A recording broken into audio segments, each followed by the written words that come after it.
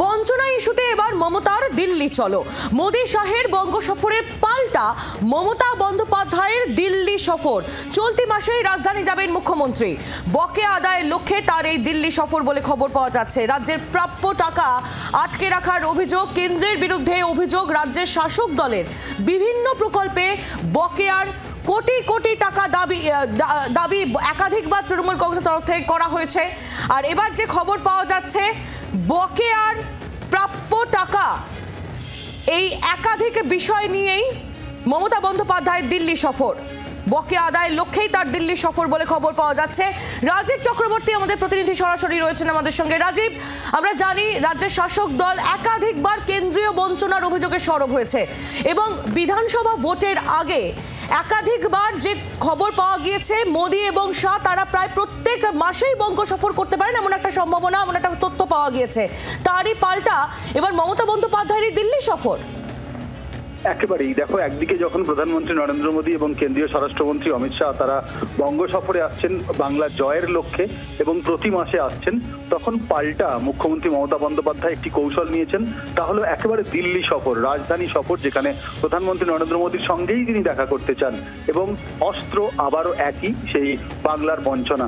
এখনো পর্যন্ত 2,72,000 কোটি টাকা বকেয়া রয়েছে। এই দাবি তৃণমূল কংগ্রেস এবং রাজ্য সরকার তারা জানিয়ে আসছে। প্রধানমন্ত্রী আবাস যোজনা, 100 দিনের কাজ, মিড ডে মিল সহ একাধিক প্রকল্পে 2,72,000 কোটি টাকা রাজ্যের প্রাপ্য, কিন্তু কেন্দ্রীয় সরকার দুর্নীতির অভিযোগ তুলে সেই টাকাগুলি দিচ্ছে না বলে অভিযোগ। এবং এক্ষেত্রে তৃণমূল কংগ্রেসের তরফ থেকে দলীয় সাংসদদের নিয়ে মুখ্যমন্ত্রী মমতা বন্দ্যোপাধ্যায় 2023 সালের ডিসেম্বরে প্রধানমন্ত্রীর সঙ্গে দেখা করেছেন সংসদ ভবনে, কিন্তু তারপর সমঝোতা বা বলা যেতে পারে সুরাহার আশ্বাস মিললেও সুরাহা কিন্তু কিছু হয়নি।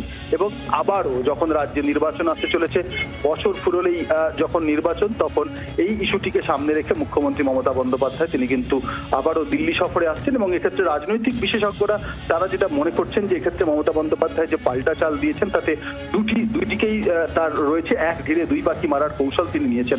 যদি প্রধানমন্ত্রীর সঙ্গে দেখা করে এই বকেয়া অর্থ তিনি পেয়ে যান, তাহলে তিনি নির্বাচনী প্রচারে সেই বিষয়টি জোর দিয়ে প্রচার করতে পারবেন, তিনি বাংলার জন্য বকেয়া আদায় করে নিয়ে এসছেন। আর যদি না হয়, যদি আবারও একইভাবে কেন্দ্রের অবস্থানে কেন্দ্র অনড় থাকে, তাহলে বাংলার বঞ্চনা ইস্যুতেই তিনি কিন্তু আবারও নির্বাচনে ঝাঁপাবেন। অর্থাৎ এক ঢিলে দুই পাখি মারার কৌশল মমতা বন্দ্যোপাধ্যায় বা তৃণমূল কংগ্রেস নিয়েছেন। এবং এক্ষেত্রে খুবই উল্লেখযোগ্য এবং তাৎপর্যপূর্ণ যে বিষয়টি, তা হলো আবারও বঞ্চনা ইস্যুকে কেন্দ্র করে কেন্দ্র রাজ্যের সংঘাত এবং রাজনৈতিক চাপানোতর শুরু হয়েছে। একেবারেই ধন্যবাদ তোমায় রাজীব। রাজীব চক্রবর্তী আমাদের প্রতিনিধি ছিলেন আমাদের সঙ্গে টেলিফোন লাইনে।